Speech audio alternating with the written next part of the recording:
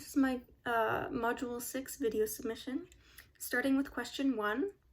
Do you think the approaches shown in this module's lectures and videos would work in your group's assigned city? Explain. Definitely think they would work in Copenhagen with their current track record. They're already this far along with their sustainability that it would be easier to implement some more without all of those problems they would have had to deal with earlier on when they were less further along in their sustainability journey. With question 2, how could the urban fabric of your group's city become more biophilic, and what would the benefits of your ideas be? In answering this question, I was mainly thinking about how when reading chapter 11, we were introduced to the idea of cities being designed not to isolate or fracture how nature flows and functions, and how that makes it more biophilic.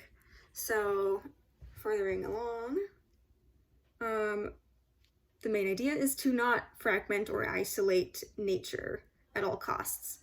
This, in effect, restores and strengthens the deep structure of the location and its ecosystem services.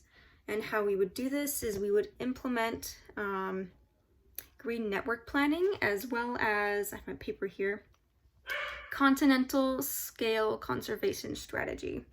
Mostly we would have to focus on mesoscale networks, which is cities, and microscale networks, which is individual projects or sites. So thinking about how in meso and microscale networks, how they would connect with each other, how they would flow like nature would. And so you would get the best bang out of your buck for those system functions in your city. And going back to green network planning, we would plan with ideas such as stepping stone corridors, linear corridors, landscape corridors, the cores, and how you would design your city without blocking the flow of nature. Small examples of this would be, what are they called? I have them right here. There we go. Ecological bridges and eco-ducts, where animals on the bridges would go over, eco-ducts, they would go under, ecosystem functions wouldn't be as impeded, and they're able to continue to do their ecosystem services. Another thing I decided to focus on, besides like getting more green areas, Copenhagen is marked by a lot of rainfall. They have a lot of rainy winters. Their biome is, let me bring this up. Here we go. Okay, they're a temperate deciduous biome, and which is basically between tropical and coniferous forests in the north. So they're temperate, they have the rainy winters.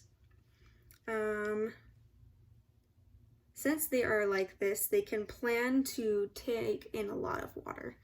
They can be more biophilic by creating permeable surfaces, or more permeable surfaces than they do already have, to further recharge their aqueducts, rewild their city's rivers in order to be able to handle the rain more as well, and it'll create more biodiversity.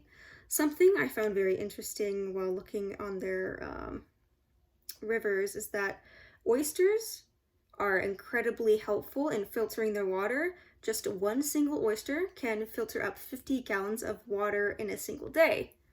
And protecting oysters' environments, both in the ocean and in fresh water, since they live in both, would be an amazing tool to use in continuing to protect their water. And just an idea of like flow with water, making sure that they're remodeling in ways that would mimic the river's flow, is to make it go out to the ocean like it normally would. There we go, that is my submission.